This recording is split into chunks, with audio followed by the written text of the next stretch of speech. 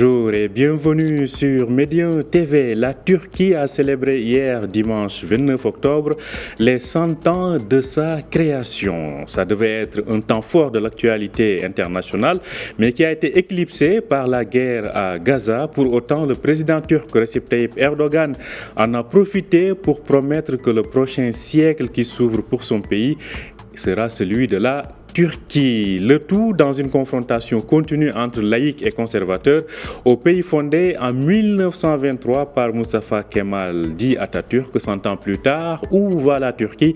On fait le point avec notre invité. Il s'agit de Bouteyna Ben Salem, elle est professeure d'histoire et de sciences politiques spécialiste de la Turquie. Bonjour à vous, professeur. Bonjour. Alors, hier soir, on a vu donc à 19h23 Erdogan faire un discours et marquer donc ces célébrations du centenaire de la Turquie. On va faire le point sur ce que la Turquie, l'évolution de la Turquie, mais que retenir d'abord du discours d'Erdogan hier soir à Istanbul? Eh bien, je pense que le discours reflète un petit peu la politique de la Turquie actuelle et l'ambition présidentielle pour la Turquie. Il faut dire que la Turquie est un pays qui est entre l'Europe et l'Asie. Alors, il se place entre l'Occident, le monde arabe et le monde asiatique. Il a une position géostratégique très importante et c'est un pays qui a l'ambition de se positionner internationalement comme un pays qui a un grand poids. De plus, Erdogan veut aussi montrer son bilan. Il veut montrer ce qu'il a apporté à la Turquie par rapport à l'avancement sur tout ce qui, enfin, il y a une grande avancée sur tout ce qui est technologique, énergie, militaire, mais aussi tout ce qui est géostratégique. Donc ça a été le message qui a été lancé, hein, et c'est ce que Erdogan veut laisser comme héritage aussi pour la Turquie. Alors, Erdogan promet qu'aucune puissance, donc je cite, ou aucune, en tout cas, aucune grande puissance ne pourra venir à bout de la dynamique actuelle de la Turquie, notamment en termes de succès et de développement. Qu'entendre par cela? Mais je pense que la Turquie est vraiment dans une course avec le temps. Elle a compris qu'elle a besoin de se développer davantage pour se positionner comme une force. Elle est géostratégiquement située dans une zone où il y a énormément de risques, de volatilité, hein. Si vous voyez le Moyen-Orient d'un côté, il y a la Russie d'un autre, il y a l'Europe, il y a l'Asie. Donc, Erdogan promet à son peuple que la Turquie, vous l'avez bien dit tout à l'heure, que ça va être l'année de la Turquie, que la Turquie va s'imposer. Et il a essayé de jouer aussi des rôles de médiateur, hein. On se rappelle aussi ses relations avec la Russie et l'Ukraine, où il avait bien réussi à arracher un accord sur les céréales, bien qu'après ça n'a pas été aussi facile, mais vraiment on sent que la Turquie essaye de s'imposer, que ça soit au point de vue industrie militaire ou au point de vue force ou puissance géostratégique. Donc elle est vraiment en train de se développer et elle sait l'enjeu qui est derrière cela. Alors, on verra effectivement vers quelle direction se dirige la Turquie, mais faisons un petit flashback, hein. Le 29 octobre 1923, 100 ans plus tôt, Mustafa Kemal Atatürk donc créé cet État qui est, donc, on le rappelle, fondé des restes de l'Empire ottoman de l'époque. Alors, 100 ans plus tard, si vous aviez à synthétiser l'évolution de ce pays. Alors, c'est vraiment une question intéressante parce que 100 ans, c'est tout un siècle et on voit l'évolution de la Turquie, hein, comment elle a évolué. Quand Kemal Atatürk est arrivé au pouvoir, ben, il fallait sauver la Turquie parce que après la Première Guerre mondiale, c'était l'humiliation. On lui avait, on lui avait arraché son empire ottoman. Donc, il a fondé la République, il a enlevé le califat et puis il a voulu occidentaliser la Turquie d'une manière extrêmement je dirais autoritaire, hein, parce que c'était un changement radical. Il a réduit l'espace religieux en établissant, par exemple, une institution qui est nommée Diyanet, où c'est elle qui s'occupait de gérer tout ce qui était religieux. Il a enlevé les sectes religieuses. Il a introduit un code civil qui est inspiré de la Suisse aussi. Enfin, il a voulu occidentaliser la Turquie. Il fallait qu'elle devienne moderne. Il a changé complètement la manière d'écrire la langue. Même le Eden était fait en turc auparavant.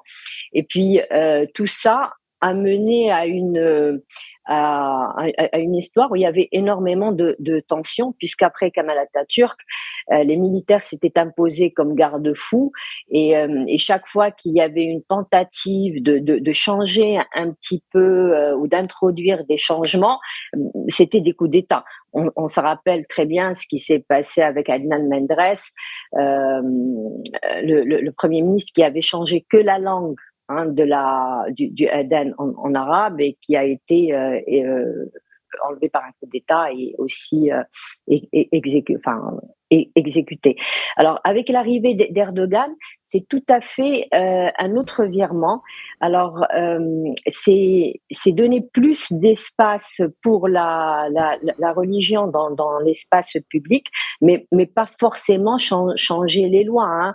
La République reste laïque, mais si vous voulez, l'islam est devenu plus visible. Les écoles religieuses ont un meilleur budget. Il y a Hagia Sophia qui est devenue une mosquée après avoir été un musée. Donc, Erdogan, c'est vraiment la personnalité qui a le plus marqué la Turquie après Kemal Atatürk. Alors, peut-être qu'il est différent en tout ce qui concerne l'histoire ottomane du pays, hein, et la religion, mais il est pareil en ce qui concerne le besoin d'imposer la Turquie comme un pays fort, puissant, un pays qui est capable de se défendre et de s'imposer géopolitiquement. En tout cas, un pays qui a des ambitions donc d'influence et qui commence à l'être, il faut le souligner. Alors, justement, vous avez évoqué ces deux figures que sont Erdogan et Mustafa Kemal Atatürk. Alors, deux questions en une. Est-ce deux figures, disons, contradictoires ou est-ce aujourd'hui Erdogan qui dame le pion à Atatürk ou est-ce Atatürk reste le personnage le plus emblématique de la Turquie? Bien, Atatürk est venu à un moment critique, hein, et il a été perçu comme le sauveur de la Turquie. Il est perçu comme un visionnaire qui a permis à la Turquie de sortir d'une situation difficile. C'est le Razi aussi. Il a mené la guerre. Il a pu sauver l'honneur de la Turquie et en cela, je pense, tous les Turcs le considèrent ainsi. Bien sûr, la réforme sociale et religieuse, même la laïcité imposée par Kemal Atatürk, elle s'est faite avec de la violence et de l'autoritarisme aussi. Et donc, c'est ce qui fait que c'est un personnage qui est assez contesté dans certains points, mais très admiré par les Turcs. D'ailleurs, il l'appelle Atatürk, ce qui signifie le père des Turcs. Alors, Erdogan, c'est vraiment la même chose que Atatürk, mais dans l'autre sens. C'est un caractère très fort. Les Turcs pensent que c'est un homme capable de mener la Turquie au plus loin. D'ailleurs, il l'a montré sur le côté armement. Hein. Il a vraiment fait une grande avancée sur tout ce qui est industrie militaire. Pour prouver ça, on peut aussi voir comment il a été voté après la crise qui est parvenue après le séisme, où il y avait un bilan économique très faible, il y avait une grande crise humanitaire, et malgré ça, il a réussi dans le vote parce que, par rapport à son opposant, tout ça parce que les Turcs pensent que c'est la personnalité la plus capable de mener la Turquie dans ces moments difficiles ou ces moments où l'environnement international n'est pas tout à fait sûr ni calme. En tout cas, deux personnages qui marquent l'histoire de cette Turquie centenaire. Justement, cette Turquie entend, vous l'avez dit à plusieurs reprises, se positionner comme une puissance incontournable. Alors, on sait qu'avec le flanc ouest, avec les pays européens, ce n'est pas toujours l'idylle parfait en tout cas. C'est pour ce qui est de la Russie. C'est des moments de tension, des moments de bras de fer, des moments d'entente. Alors, finalement, entre l'Est, l'Ouest, le Nord et le Sud, comme vous l'avez dit, c'est un pays carrefour. Quelle position pour la Turquie? Euh, euh, si on compare encore une fois Kemal Atatürk à Erdogan, Kemal Atatürk avait complètement arraché la Turquie à ses racines historiques pour la mettre sur le flanc de l'Occident. Il avait coupé, enfin, il s'était éloigné des pays turcophones, il avait fermé la porte aux pays musulmans et c'était vraiment une autre direction. Avec Recep Tayyip Erdogan, c'est l'autre sens. Il cherche à se positionner pas simplement avec les pays musulmans, mais aussi avec l'Europe, avec l'Asie, avec la Russie. Donc vraiment, il cherche un certain équilibre qui fait que la Turquie s'impose comme un partenaire incontournable pour l'Europe, hein, parce que même si la Turquie a des relations très difficiles avec l'Europe, vu le fait qu'elle n'a pas été acceptée dans sa demande d'adhésion par rapport à d'autres pays beaucoup moins puissants et qui ont rejoint l'Europe facilement, mais ça n'empêche pas que c'est un partenaire important, surtout pour l'OTAN. Et c'est un facteur d'équilibre pour l'Europe puisque il est là face au Moyen-Orient, face à l'Asie. Et, c'est comme une porte européenne qui protège l'Europe en quelque sorte. Par rapport aux pays musulmans, la Turquie se pose comme un pays qui est protecteur des musulmans. On le voit dans les positions d'Erdogan, dans ses déclarations. Là, justement, avant la fête du centenaire, où il a critiqué l'État d'Israël, où il a critiqué l'Europe, où il a soutenu la cause palestinienne. Et on le voit aussi dans les festivités qui ont été réduites du centenaire dans ce sens-là.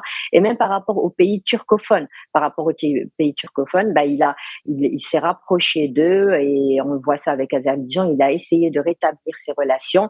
C'est vraiment la tradition historique ottomane qui surgit et se renforce avec Erdogan.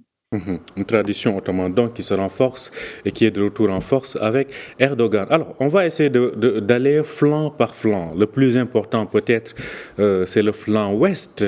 On pense à l'OTAN, on pense à l'Union européenne. Comment voyez-vous l'évolution de ces relations avec ces partenaires-là, entre guillemets, dans le contexte actuel et au vu des velléités d'influence et de puissance de la Turquie? Ce sont des relations très complexes dans la mesure où Erdogan aussi, le président Erdogan n'est pas un partenaire commode. Il a un caractère très fort, il dit très haut ce qu'il pense très bas. Et donc, il faut aussi comprendre que la Turquie est un peu déçue par les positions européennes. C'est un partenaire militaire incontestable. C'est aussi un acteur qui joue un grand rôle dans tout ce qui est la question de la migration clandestine, puisqu'il reçoit beaucoup d'immigrés. Mais avec tous ces efforts, il n'est pas considéré comme un pays qui peut être un pays faisant partie de l'Union européenne. Et ça, vu sa culture musulmane. Et c'est ce qui crée cette déception turque, pas seulement celle du président, mais aussi des Turcs en général, qui se voient un petit peu rejetés par une communauté dont ils font partie, que ça soit par leur histoire ou que ça soit par leur géographie. D'ailleurs, si on revient dans l'histoire, l'armée ottomane était l'armée la plus européenne en Europe, puisqu'il y avait des gens de toute l'Europe qui la rejoignaient. Mais cette culture musulmane pose un problème pour les pays européens qui sont un peu plus difficiles dans leur approche du dossier turc.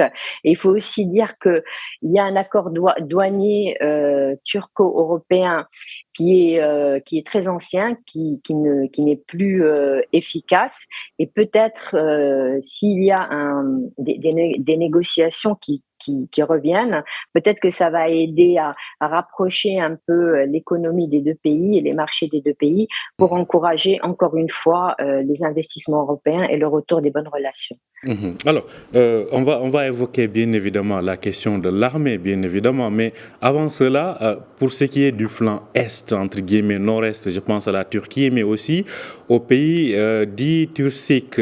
Dans ce sens, comment voyez-vous la cohabitation avec la Turquie et plus lointain aussi avec la Chine, bien évidemment? Euh, ce sont deux puissances. Vous avez par exemple la Turquie et la Russie, la Turquie et la Chine. Ce sont des puissances qui essayent de s'imposer dans l'environnement international comme des puissances indépendantes de l'hégémonie européenne et américaine ou l'hégémonie occidentale. Ce sont des pays qui ont une histoire derrière eux. C'était des empires, que ce soit pour la Chine, la Russie ou la Turquie. Et c'est des pays qui doivent un petit peu jongler avec la situation internationale, mais surtout reconstruire leur puissance militaire. Alors, leurs relations ne sont pas toujours très fluides, mais ils ont très bien compris qu'ils ont plus intérêt à négocier afin d'éviter d'être mis à l'écart ou d'éviter des ennuis. Et ils arrivent à jongler comme ça. Si vous voyez par exemple la Turquie, c'est le seul pays dans l'OTAN qui parle encore à Poutine, qui arrive à discuter encore à Poutine, puisque Poutine est marginalisé par les autres pays. Donc, ce qui lui donne quand même une ampleur, ce qui lui donne une force autant que puissance médiatrice à l'avenir dans la guerre ukrainienne ou dans les relations européo-russes. Mhm. Alors, la question de l'armement se pose, bien évidemment. Sur ce plan-là, parce qu'on sentait que l'Empire ottoman a été à un moment distancé en ce qui concerne l'armement. Comment évolue l'armement en Turquie? Alors, l'armement en Turquie, c'est vraiment la course contre le temps. Le président Recep Tayyip Erdogan encourage énormément l'industrie militaire par rapport à ses prédécesseurs. Il leur a ouvert plus des financements, il les a encouragés, et c'est ce qui fait qu'il y a cette avancée, que ce soit au niveau de la marine, au niveau de l'aviation, au niveau des drones.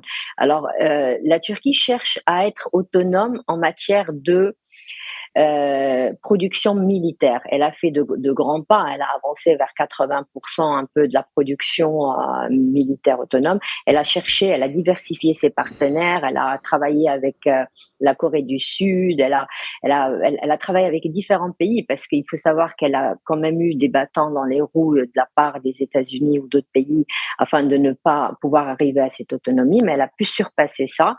Elle arrive à produire et elle essaye de devenir de plus en plus autonome. Ça ne veut pas dire qu'elle l'est complètement, ça ne veut pas dire qu'elle est, qu'elle va égaler une puissance comme les États-Unis pour l'instant, mais elle sait que c'est le seul moyen de garder ce statut de puissance, de garder cette autonomie, c'est de encourager l'industrie militaire.